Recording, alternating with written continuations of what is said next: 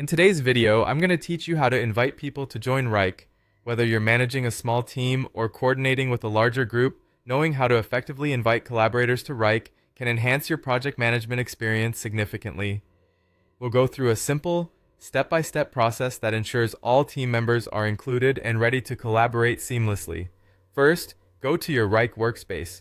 It's always helpful to start from the familiar territory of your inbox. Once you're there, look for the Invite option. It should usually be accessible from your main dashboard. Clicking on Invite will open up new possibilities for bringing new members on board to your projects. The next thing you need is to enter the email addresses of the people you want to invite. Simply click on Email Addresses and start typing. This area is designed to handle multiple emails separated by commas, making it streamlined for inviting several colleagues at once. It helps to have a complete list ready so you can swiftly move through this step without any hitches. You'll notice you might need to enter the email addresses on more than one occasion. This repetition helps ensure accuracy, giving you the chance to double-check the entries. Taking a few extra seconds here to confirm you're not missing anyone or mistyping an address can save time in the long run. Next up is selecting the role for your invitees. In most cases, you'll be choosing regular user as their role.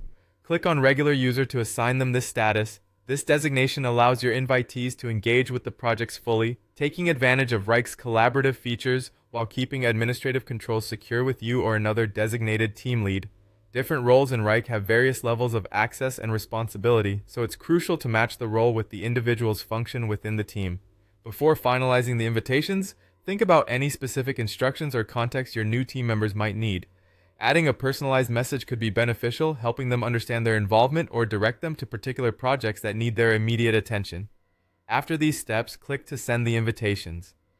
Once they're sent, wait for your new users to accept. They will receive an email prompt with instructions on how to set up their account.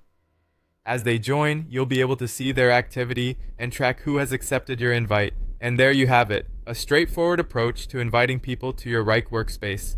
With these instructions, you're now ready to enhance collaboration and productivity within your team efficiently.